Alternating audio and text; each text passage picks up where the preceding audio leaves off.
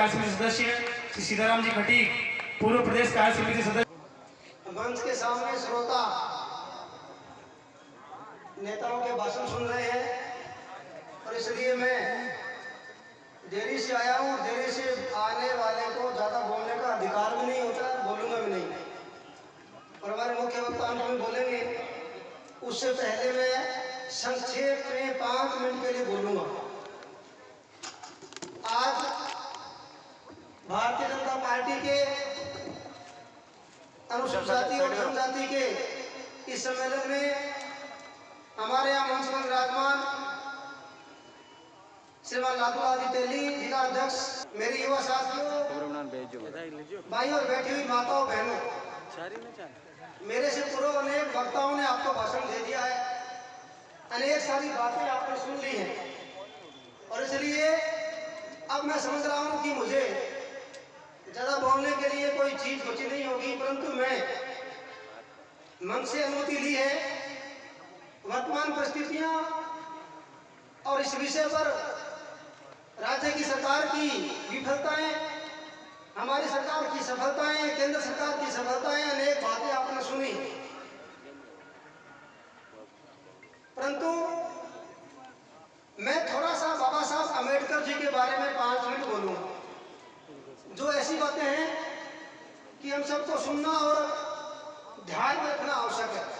क्योंकि इस सम्मेलन में जो आप लोग बैठे हुए हैं, ये इतने लंबे समय से मन लगाकर ध्यान से सुन रहे हैं, इसका मतलब ये है कि आप अपने अपने क्षेत्र में अपना प्रभाव रखने वाले हो, नेतृत्व करने वाली ये श्रेणी है और आपकी बात को आपके गली मोहल्ले में, घर में, परिवार में, गांव में आप जो बोलते हो वो नीचे के हमारे समाज के लोग सुनते हैं।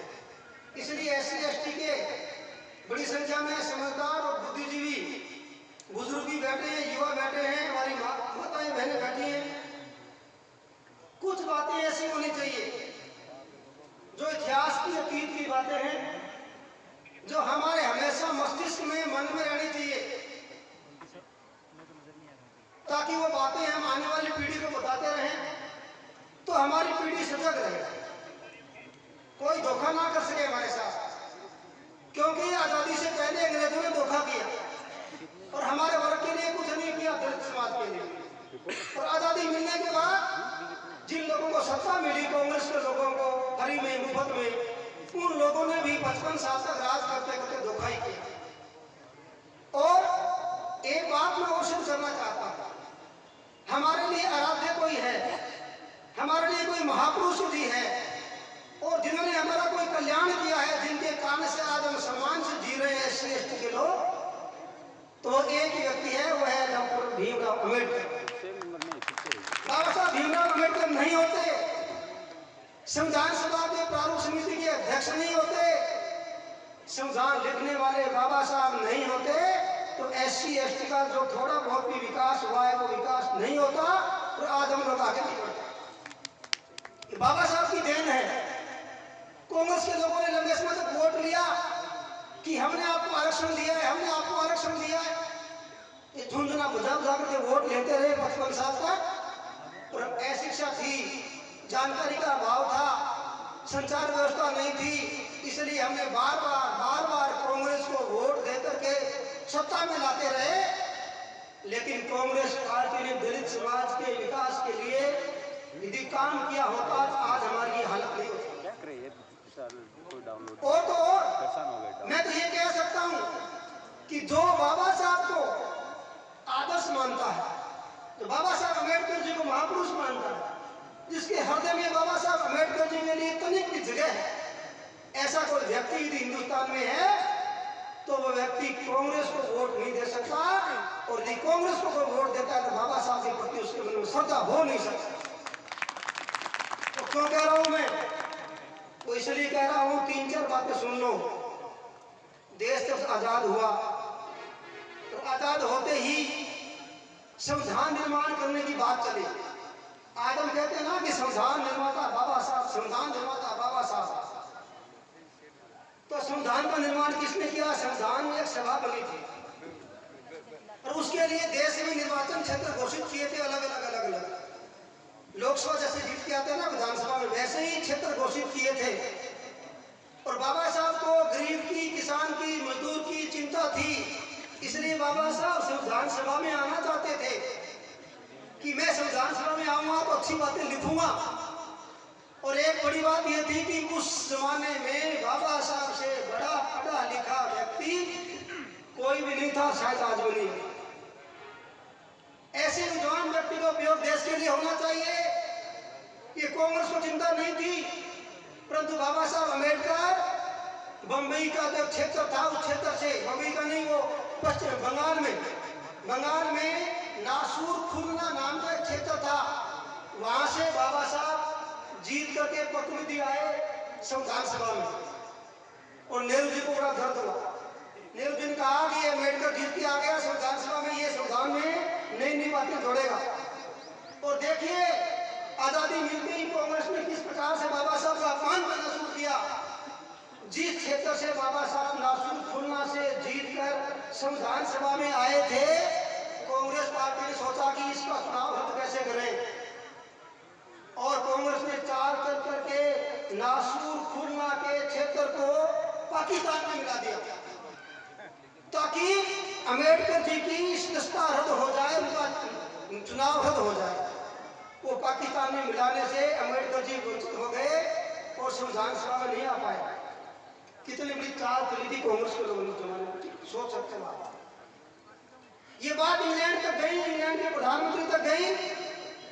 इंग्लैंड के लोगों का बड़ा प्रभाव था नेहरू जी के ऊपर। उन लोगों ने कहा कि तुम पागल हो क्या, इस देश का संविधान अम्बेडकर जी के अलावा कोई नहीं लिख सकता, इसलिए अम्बेडकर जी को संविधान सभा में लाओ।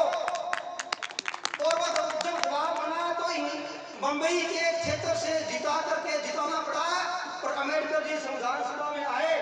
और अम्बेडकर जी संविधान सभा में आए तो अम्बेडकर जी को संविधान सभा की प्रारूप समिति का अध्यक्ष मजबूरी में कांग्रेस के लोगों को बनाना पड़ा, और इसलिए बाबा साहब ने संविधान आपके लिए लिखा, बड़ा कठिन काम किया। यानी संविधान निर्माण करने वाली समिति में भी बाबा साहब अम्बेडकर जी को कांग्रेस के लोग, नेहरू जी आने देना नहीं चाहते थे ताकि अम्बेडकर जी गरीब के बारे में 2 लाइन ना लिख दे। और दूसरा और देखिए विडम्बना, 1952 का चुनाव हुआ लोकसभा का, बताइए उसमें पार्टी बाजियां नहीं थी, आज की तरह कंपटीशन नहीं था। 1952 के लोकसभा के चुनाव में बंबई से लोकसभा क्षेत्र से अम्बेडकर जी खड़े हुए। अम्बेडकर जी ने कहा कि मैं चुनाव जीत के लोकसभा में आना चाहता हूं, मैं गरीब की बात को लोकसभा में उठा करके कुछ कानून बनवाना चाहता हूं। और नेहरू जी को लगा कि अम्बेडकर जी जीत के लोकसभा में एमपी बनकर आ गए तो मेरा कद छोटा हो जाएगा, और ऐसा नहीं हो कि अम्बेडकर जी प्रधानमंत्री बन जाए देश के। इसलिए पता है क्या किया नेहरू जी ने, अम्बेडकर जी के सामने 1952 में काजोलकर नाम के एक व्यक्ति को खड़ा किया और नेहरू जी खुद गए अम्बेडकर जी के खिलाफ प्रचार करने के लिए गए। तो बाबा साहब को लोकसभा के चुनाव में 1952 में हराया। कांग्रेस की कारस्तानी देख लिया, क्यों हराया बाबा साहब को? सारा देश कह रहा था, जनसंघ के लोग कह रहे थे, आरएसएस के लोग कह रहे थे कि अम्बेडकर जी को जिताइए, ऐसा विद्वान व्यक्ति लोकसभा में जब आकर बैठेगा तो देश के हित की बात करेगा। 1954 में एक उपचुनाव था, उस उपचुनाव में भी अम्बेडकर जी खड़े हुए महाराष्ट्र के भंडारा से। एक एमपी डेथ हो गई थी, वहां से चुनाव हुआ। फिर अम्बेडकर जी वहां गए चुनाव करने के लिए भंडारा महाराष्ट्र में। अम्बेडकर जी ने हाथ जोड़ के कहा था कांग्रेस के लोगों को कि मेरा प्रधानमंत्री बनने की इच्छा नहीं है, मैं लोकसभा में आना चाहता हूँ, कुछ बातें कहना चाहता हूँ, लोकसभा में गरीब व्यक्ति की बात रखना चाहता हूँ मैं, इसलिए मुझे यहाँ से विजयी होने दो। सारे देश के आगे अम्बेडकर जी ने हाथ जोड़े, लेकिन फिर नेहरू जी ने कांग्रेस के लोगों को बुलाकर कहा कि अम्बेडकर जीतना नहीं चाहिए, मुझे अम्बेडकर हारना चाहिए। और कांग्रेस के लोगों की टीम बना करके भेजी। 1954 के चुनाव में भंडारा में महाराष्ट्र में अम्बेडकर जी को फिर कांग्रेस के लोगों ने हराया ताकि अम्बेडकर जी लोकसभा में एमपी बन के ना आए। ये सम्मान किया अम्बेडकर जी का कांग्रेस के लोगों ने। क्या दिक्कत होती है अम्बेडकर जी जीत के आ जाते हैं? क्योंकि नेहरू जी को मालूम था कि अम्बेडकर जी जीत के लोकसभा में आ गए तो ये दलित की बात करेंगे, एससी की एसटी की बात करेंगे, ये मजदूर की बात करेंगे, ये महिला के सम्मान की बात करेंगे, ये किसान की बात करेंगे, नए नए कानून बनवाएंगे, निजी विधेयक रखेंगे और हमको वो बात माननी पड़ेगी। अच्छे अच्छे कानून बन गए तो काम भी करना पड़ेगा। और कांग्रेस के लोग नहीं चाहते थे कि हम काम करें, वो चाहते थे कि हम तो आराम करें, इसलिए अम्बेडकर जी को नहीं आने दिया। यदि अम्बेडकर जी लोकसभा में जीत कर आ जाते तो आज हमारी ये हालत नहीं होती। अम्बेडकर जी कई सारे कानून हमारे उत्थान के बना जाते, देश में लागू हो जाते, तो आज हमारा गरीब समाज आगे बढ़ जाता। ये कांग्रेस ने हमारा सम्मान किया है। बाबा साहब ने कहा था 1952 में कि हमारे आप गरीबों के लिए कुछ मत करो नेहरू जी, आप गरीबों के लिए स्कूल खोल दीजिए और हमारे गरीब का बच्चा पढ़ लेगा तो शिक्षा ले लेगा, समझदार बन जाएगा, आगे बढ़ेगा, गांव में काम करेगा, गांव से बाहर जाएगा, नौकरी मत देना, भले ही कुछ प्राइवेट काम कर लेगा, अनपढ़ बेटा बाहर नहीं जा सकता, गरीब करेगा, पढ़ने के बाद ही बाहर जाता है। और स्कूल नहीं खोले तो 5वीं का खोला, तो 8वीं का खोला। गरीब के बेटे को, किसान के बेटे को, मजदूर के बेटे को कांग्रेस के लोगों ने स्कूल खोलकर नहीं दिए कहीं भी। ये बीजेपी के आने के बाद स्कूल खुले, ये सम्मान किया। भारत रत्न की उपाधि कांग्रेस के लोगों ने ले ली। इतने वर्षों बाद भी भारत रत्न की उपाधि कांग्रेस के लोगों ने अम्बेडकर जी को नहीं दी। तो वीपी सिंह जी की सरकार बनी, अटल बिहारी वाजपेयी जी के कहने से बाबा साहब को भारत रत्न की उपाधि दी गई थी। और लोकसभा में सेंट्रल हॉल में महापुरुषों के चित्र लगे हुए हैं। कांग्रेस के लोगों में कितनी ईर्ष्या, कितनी जलन थी बाबा साहब के प्रति, आपके प्रति। अम्बेडकर जी का चित्र भी लोकसभा में कांग्रेस के लोगों ने 55 साल तक नहीं लगाया। ये अपमान किया बाबा साहब। क्या बाबा साहब का चित्र नहीं लगा सकते थे लोकसभा में? इतना विद्वान व्यक्ति, जिसने संविधान लिखा, जिसने गरीब की बात की, ऐसे बाबा साहब का चित्र कांग्रेस के लोगों ने लोकसभा के सेंट्रल हॉल में लगाने नहीं दिया, हमने लगाया। ये है कांग्रेस का इतिहास। बाबा साहब से ये अपमान किया कांग्रेस पार्टी ने। इसलिए बताइए, बाबा साहब का सम्मान करने वाला, जिसके मन में बाबा साहब के प्रति श्रद्धा हो, वो कांग्रेस को वोट दे सकता है? कांग्रेस को वोट देने का मतलब ही बाबा साहब का अपमान है, क्योंकि कांग्रेस ने बाबा साहब का अपमान नहीं किया था केवल, कांग्रेस ने दलित समाज का भी अपमान किया था, क्योंकि दलित समाज का नेतृत्व करने वाले डॉक्टर अम्बेडकर जी थे। ये कहानी है कांग्रेस की, और उन्होंने फिर भी हमारे दलित समाज का वोट बैंक बना लिया। भारतीय जनता पार्टी दलित समाज को वोट बैंक के रूप में काम में नहीं लेती है, उसके सर्वांगीण विकास की बात करती है, लेकिन बीजेपी कांग्रेस के लोगों ने दलित समाज को वोट बैंक के रूप में काम में दिया कुछ भी नहीं। आरक्षण व्यवस्था तो हमारा अधिकार है, वो मिलेगा, मिलता रहेगा, हम लेते रहेंगे, इसको कोई रोक नहीं सकता कि बाबा साहब का दिया हुआ है, किसी पार्टी का दिया हुआ नहीं। एक और बात मैं कहना चाहता हूँ, बाबा साहब की बात मेरी पूरी होगी, बहुत सारी बातें कहने के लिए। देश का विकास कैसे होता है, एक और बात कहता है कि बात पूरी करेगा।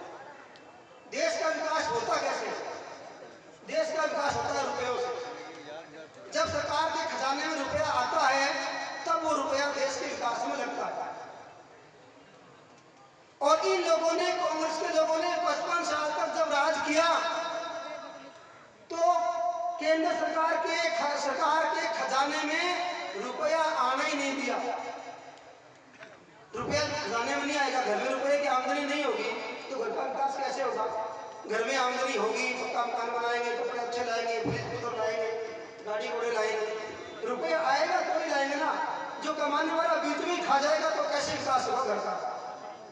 और कांग्रेस के शासनकाल में जो रुपया टैक्स का आता था, टैक्स का रुपया आता था सरकार के पास, वो नोट छापते नहीं है, कोई रुपया टैक्स का ही आता था। जो रुपया टैक्स का आता था वो सारा रुपया अधिकारी और कांग्रेस के नेता बीच में ही खा जाते थे। और ये बात मैं नहीं कह रहा हूं, इनके प्रधानमंत्री राजीव गांधी जी ने कही थी कि मैं मैं क्या करूं, मैं 1 रुपया भेजता हूं तो गांव में 15 पैसे पहुंचता है। 1 करोड़ रुपया इस गांव के विकास के लिए भेजें और 15 लाख ही पहुंचे, 85 लाख खा जाए बीच में, तो विकास हो सकता है क्या? ये बताइए। ये बात देश के प्रधानमंत्री ने स्वीकार की। और मोदी जी के बनने के बाद क्या हुआ है, 1 भी रुपया बीच में अधिकारी नेता कोई नहीं खा सकता। जितना टैक्स का रुपया बनता है उतना का उतना रुपया खजाने में जमा होना शुरू हुआ है। तो इसलिए विकास की योजनाएं बन रही है। ये सारा सिस्टम ऑनलाइन मोदी जी ने ऐसे नहीं किया है। ये सारा टैक्स का जितना रुपया है ईमानदारी से ऑनलाइन केंद्र के खाते में जमा होता है। इसलिए उसकी विकास की योजनाएं बन रही हैं। और इसलिए मोदी जी ने गरीब की सुनी है। उन्होंने कहा कि मैं गरीब को मकान बना करके दूंगा, बनाकर दिया कि नहीं दिया। मैं गरीब को गैस का चूल्हा दूंगा, शौचालय बना करके दूंगा, फ्री गेहूं दूंगा, आयुष्मान भारत में उसका स्वास्थ्य का इलाज भी कराऊंगा। और मकान बना करके गरीब के हाथ में चाबी सौंपी है। कोई ऐसा नहीं था कांग्रेस के जमाने के समय ये रुपए आए 50,000 कमरे के लिए, उसको मिलते थे 30,000 रुपए, 10,000 पटवारी खा गया, 5,000 डाकिया खा गया। ऐसा नहीं है, ऑनलाइन सिस्टम में खाते में आता है जो आता है। और मोदी जी ने कहा कि रुपया नहीं देंगे, हम मकान बना करके चाबी देंगे गरीब के हाथ में।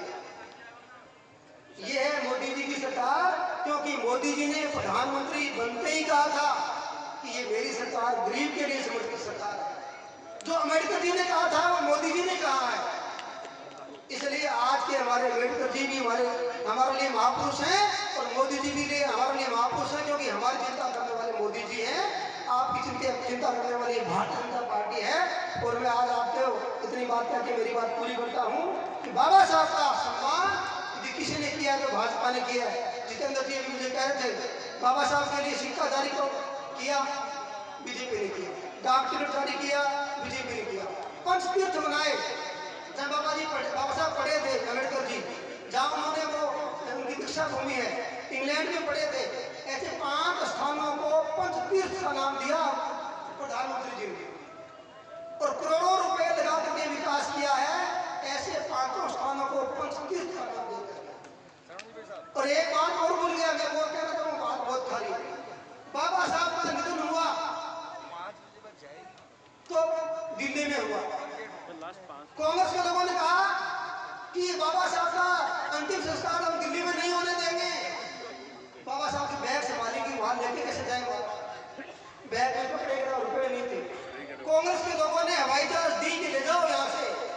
बाबा साहब का अंतिम संस्कार की दिल्ली में कांग्रेस ने नहीं होने दिया। ये अपमान किया है कांग्रेस ने। ये बातें घर घर जाके बताओ ताकि हमारे कोई व्यक्ति कांग्रेस को वोट ना दे। जय हिंद, जय भारत। बहुत धन्यवाद भाई साहब। बहुत ही ऐतिहासिक और मार्मिक जानकारी आपके द्वारा दी गई।